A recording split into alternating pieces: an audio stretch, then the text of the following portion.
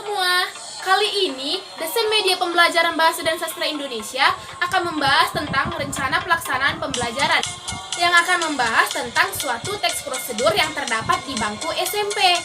Pada saat ini kita menggunakan kurikulum 2013 dan teman-teman juga sudah melakukannya dan menjalankannya. Di dalam kurikulum 2013, perencanaan pelaksanaan pembelajaran harus memiliki KI dan KD. Berikut adalah KI dan KD-nya. Nah, sebelum kita lebih lanjut lagi membahas tentang rencana pelaksanaan pembelajaran teks prosedur, pasti teman-teman semua bertanya, apa sih teks prosedur? Baiklah, saya akan menjelaskan apa yang dimaksud dengan teks prosedur.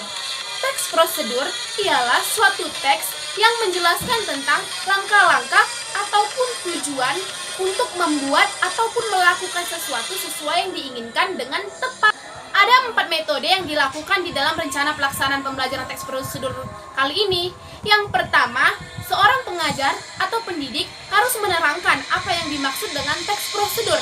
Yang kedua, setelah peserta didik mengerti dan memahami apa yang dimaksud dengan teks prosedur, seorang pendidik harus menanyakan kembali kepada peserta didiknya, apakah peserta didiknya ada yang masih ditanyakan atau masih ada yang kurang jelas. Yang ketiga, seorang pendidik harus membuat suatu kelompok diskusi agar peserta didik tersebut dapat bekerja sama dan bergotong royong untuk menyelesaikan suatu permasalahan ataupun mencari bagaimana cara membuat suatu teks prosedur. Yang keempat, pendidik mengarahkan kepada peserta didiknya untuk membuat suatu teks prosedur dari contoh yang sudah diterangkan oleh pengajar sebelumnya. Adapun media yang digunakan dalam teks prosedur ini memiliki 3 media. Yang pertama, media buku pelajaran ataupun buku latihan yang sudah diberikan oleh pihak sekolah.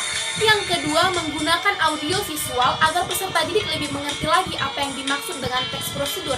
Nah, yang ketiga, seorang pendidik mengajak peserta didiknya untuk melihat bagaimana cara pembuatan makanan khas daerah mereka. Dari situ peserta didik akan mengerti seperti apa teks prosedur itu dan seperti apa tahapannya. Pelajaran teks prosedur kali ini memiliki metode ampuh ataupun metode yang baik digunakan agar peserta didik dapat menangkap dan mengerti apa yang dimaksud dengan teks prosedur, yaitu mengajak teks prosedur untuk kembali ke alam dan melihat bagaimana prosedur-prosedur yang terjadi di alam tersebut. Salah satu contohnya itu menanam bunga.